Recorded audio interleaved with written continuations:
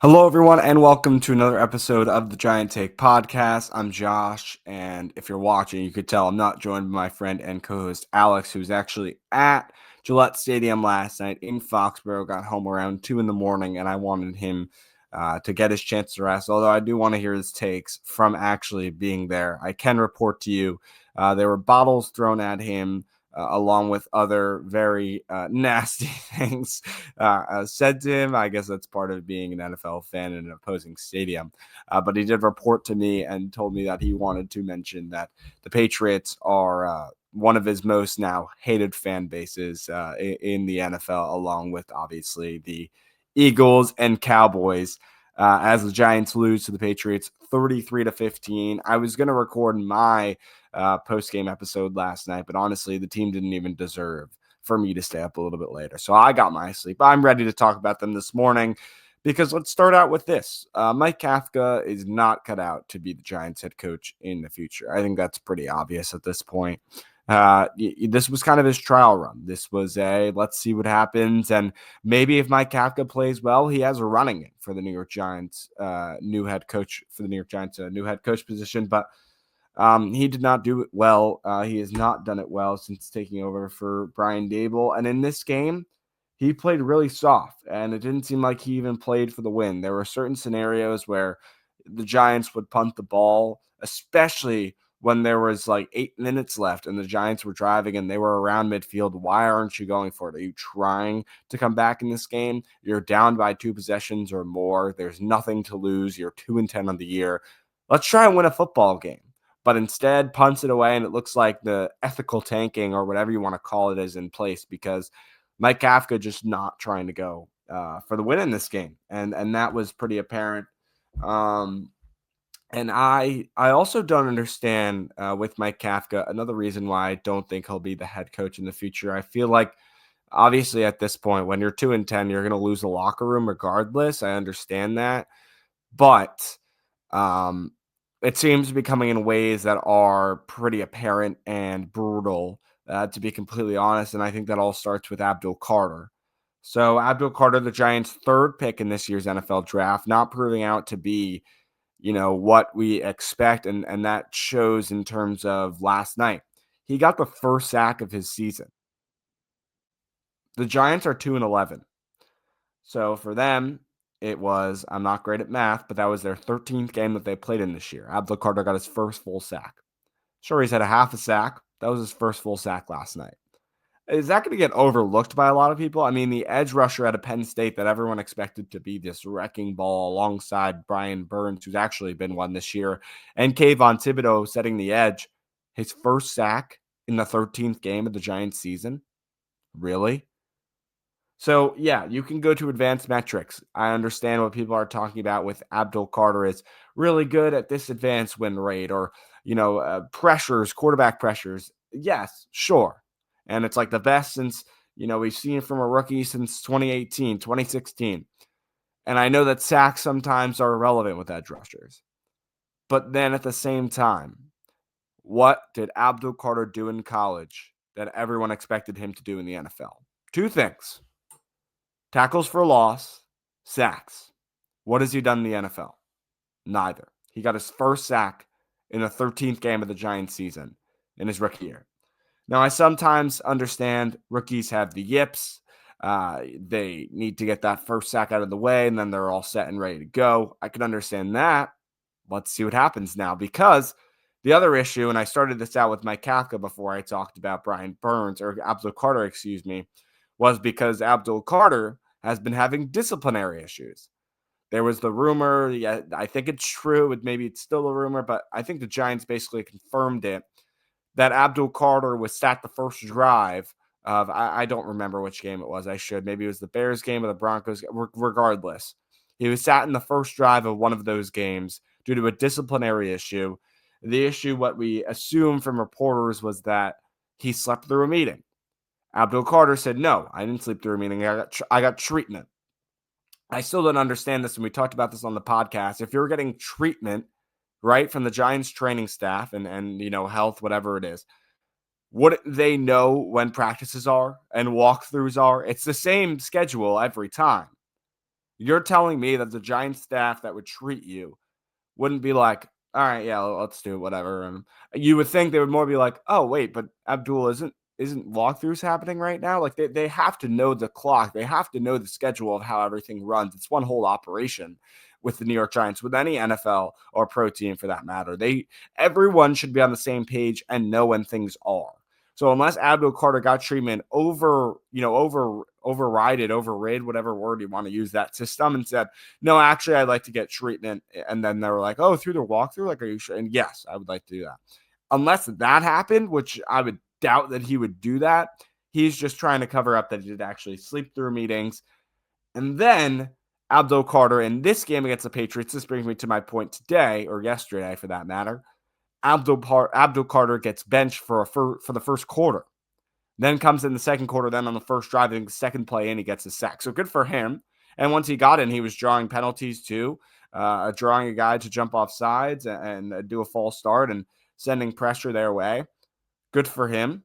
But this all comes to disciplinary stuff, right? Losing the locker room, etc. Mike Kafka benching him for the first quarter. What does that do? So the first time he gets benched for a drive, I don't think that does anything.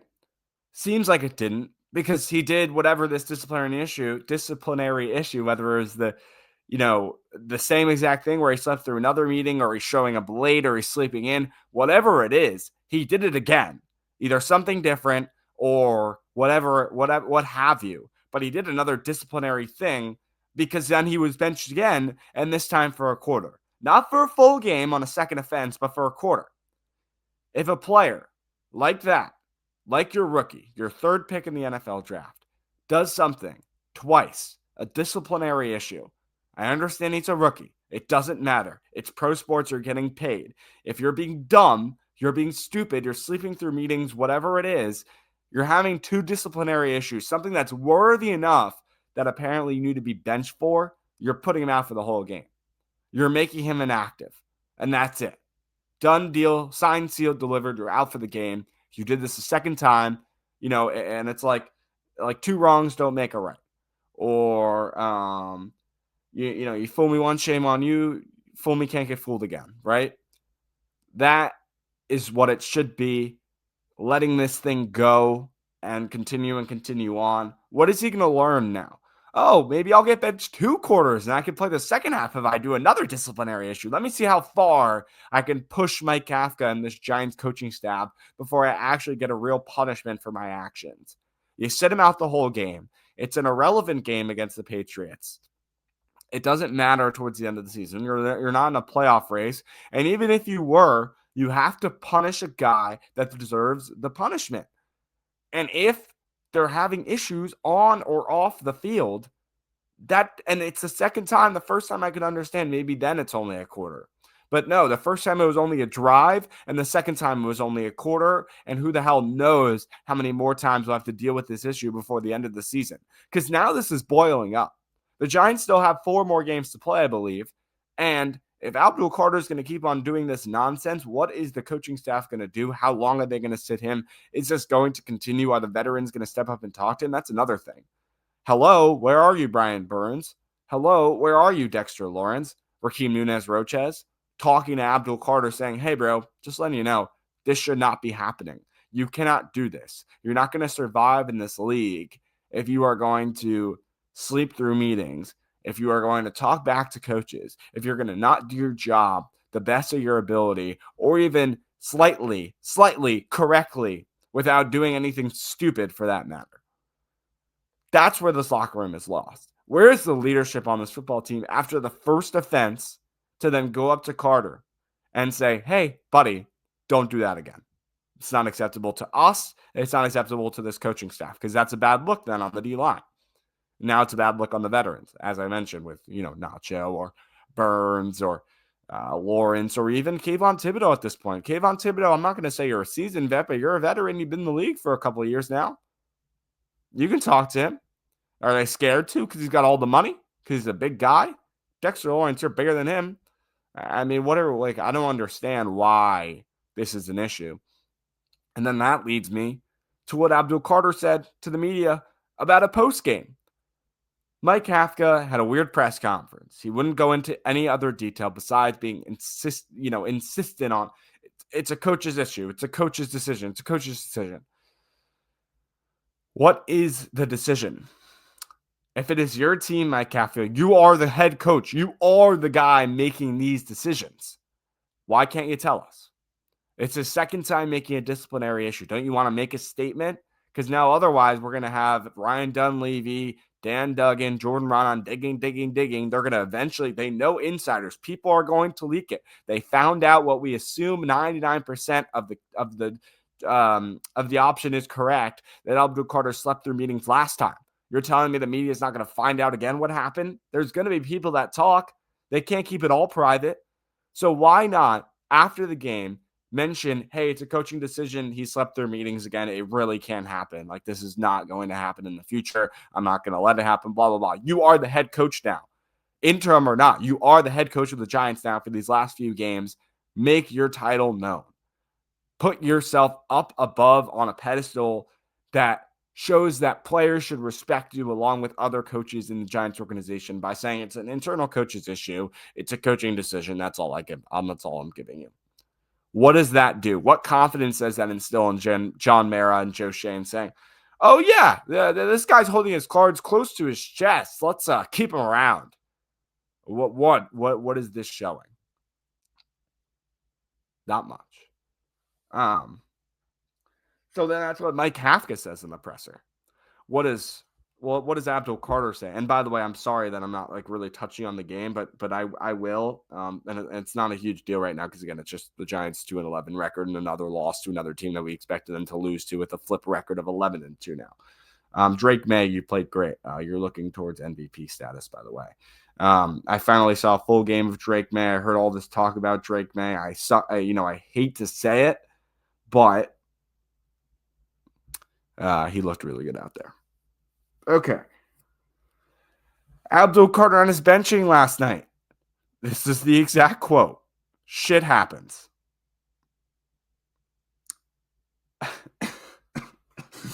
Shit happens.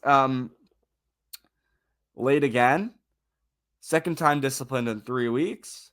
Like I said, I have to be better. I have to take pride in what I do. Be where I have to be. Simple as that. Shit happens. I mean, yeah, shit happens. If I sleep in a little too late, one time, maybe I get an exception.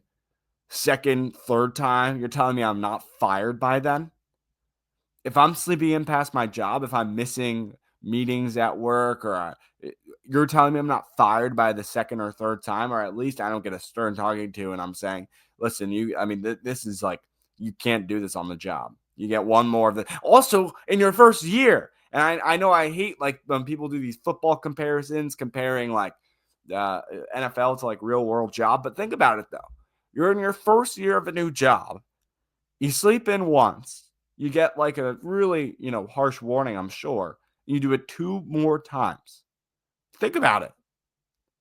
And Mike Kafka, no, it's a coaching issue. Yeah. And then Abdul Carter, shit happens. Yeah, shit happens.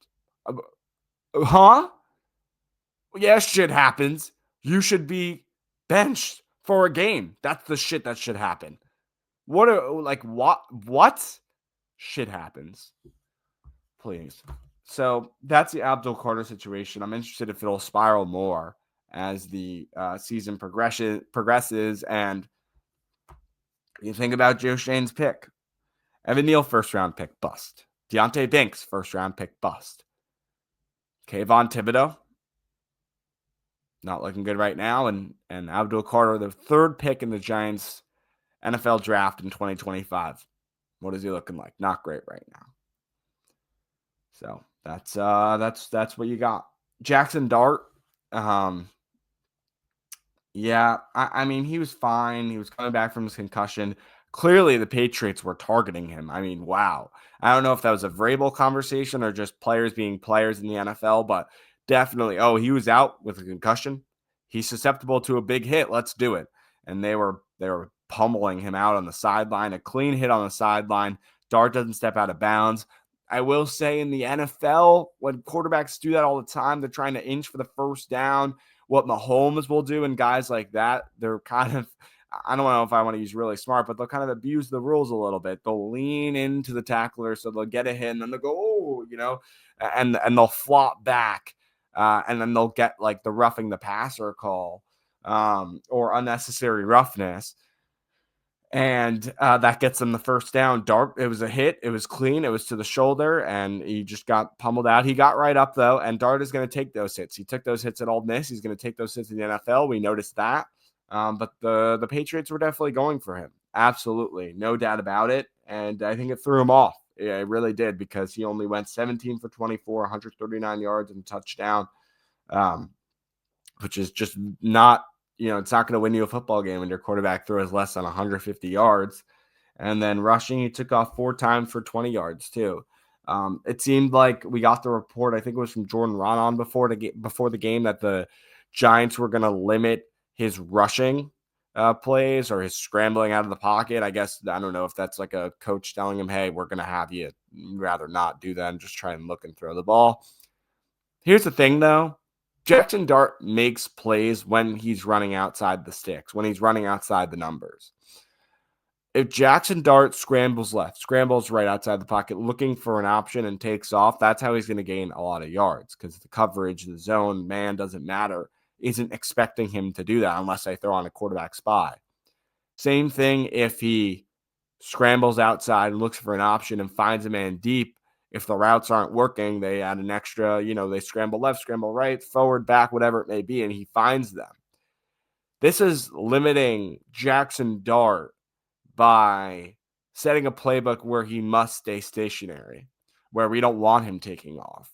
That is just completely taking away what he actually brings as the Giants quarterback. So, listen, does it suck that he's getting concussions and getting crazy hit last night? That Patriots hit, that's not going to happen. Like, that just, I don't know how else to say it. I don't think that's on Dart for sliding. That's just so that's so rare in the NFL, where you have a team disregard the kind of unwritten rules of, hey, we're not going to pummel your quarterback so you don't pummel ours out of bounds. I really think that hit is so rare, you're not going to see it a lot. So that's what I have to say on that. I think that was fine that Dart didn't slide. He was looking for the first down. We see that all the time from quarterbacks in the NFL. But what I am upset about is, again, this is Dart's game. He did it at Ole Miss. He's going to do it here. You got to let it happen. Sure, you can tell him to slide more, and I think he was last night. I think he is starting to understand, but, he's got to feel it out. Unfortunately, it's going to come with these sort of big hits sometimes. This is just his game. If you didn't want to pick a guy who was more likely to get concussed, then you shouldn't have drafted Jackson Dart, and you should have went with someone else. Because if you watch the tape at Ole Miss, it's the same thing. This is a guy that the Giants, honestly, and the Giants fans loved. He would lower his shoulder. He would go into contact, right, and try and fight for that extra yard. Very similar to Cam Scadaboo at the running back position. That's probably why they're such good friends, and they bump helmets all the time, right? They're physical guys, and they want to win that tackle battle. If you're going to tackle me, you better try a little harder, because I'm not going to go down easily. And here's the thing. Yes, Jackson Dart it's an unordinary spot to do it as a quarterback, that to have that mentality, right? But that is him. And if the Giants didn't want that, then they should not have drafted him. But they did, and they're going to have to live with it, because it's a first-round pick we're talking about here. This is potentially what should be the Giants' future if all goes well in Jackson Dart. And yeah, I think he's on his way. I think yes, of course, he still needs to work on sliding more, but unfortunately, I think if you want him to run his game and you're not going to kind of hold him up and tell him, no, don't scramble, that's his game. Like, that's what he does. I think you got to let him play how he's going to help the Giants win games. And clearly you experimented with doing the other option last night, and it didn't work out, because he didn't scramble much. He didn't gain many yards on the ground, and then passing, he was held up in the pocket, and he really couldn't find a spark, couldn't find a rhythm. That's what I have there. So, couple other shout outs. Devin Singletary had a couple of nice runs. He had that long rush of like 22 yards where he had a burst up field. That was good by Singletary. But again, I mean, Tyrone Tracy, I think, was injured last night. Singletary is not your starting running back caliber. He's not whatever it is. He's not a starting running back in the NFL. I'll put it that way. Slayton, nice touchdown, burst up the middle of the field off what looked to be kind of like a slant crosser route. Sprints upfield, gets the touchdown. Nice job by him. Abdul Carter, again, I can't believe I'm saying this, but when he did come in, he had that sack. He had good pressures. He forced a false start, I remember, so that was good on him. Crazy to say this, the Giants get Zaire Barnes in here, and he already gets a tackle for loss, a sack for that matter, and leads the team in tackles with 13. That just kind of shows you where we are this year. That's what's going on. It's just, he's played a few games this season, but still. That's really all I got. That is all I got. And the Giants 33-15 loss against the New England Patriots. I saw some sort of number. Let me see if I can pull it up. That the Giants are along the lines of 5-25. Yeah, 5-25 over the last 30 games. So if you think we haven't suffered, I mean, what are you watching? Obviously, if you're a Giants fan listening this far into the episode, you know that all the Giants do is suffer and lose. And as we've done at the end of the last month or so of recap episodes, the Giants, after last night's game, have the second pick in the 2026 NFL Draft. Yes, we will be checking Tankathon after every single Giants loss for the rest of the year. A half game back, it says, of the Titans, but the Titans are 1-11, so I don't really understand. Oh, I guess because the bye week there. And speaking of bye weeks, Giants fans, enjoy your bye week. You will not have to watch Giants football for 2 weeks until mid-December when the Commanders face the Giants, which will probably be another loss with how good the Commanders looked against the Broncos, but that is the deal there. No football on Thursday, Sunday, or Monday next week. Enjoy it. Get your rest in. Maybe we can get a guest in here and see if we can talk some Giants football, but that is the plan for what the deal is right now. Thank you so much for listening or watching this episode of the Giant Take Podcast. If you want to support us further, hit that follow button on our social media platforms. That's at the Giant Take Pod. If you're watching, you can see that in the bottom left corner.